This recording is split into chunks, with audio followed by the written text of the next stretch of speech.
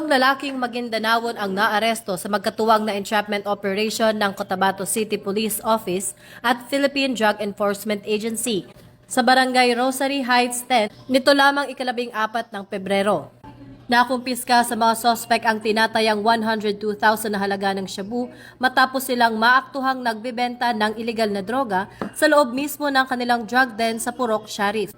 Nakadetain na ang tatlo sa pasilidad ng PIDEA Bangsamoro Autonomous Region in Muslim Mindanao sa PH Hill at sasampahan na ng kasong paglabag sa Comprehensive Dangerous Drugs Act of 2002, ayon kay PIDEA BARM Regional Director Edgar Jubay.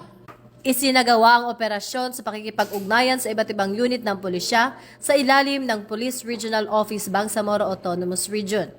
Ito ang bagong PNP para sa bagong Pilipinas, serbisyong mabilis, tapat at nararamdaman.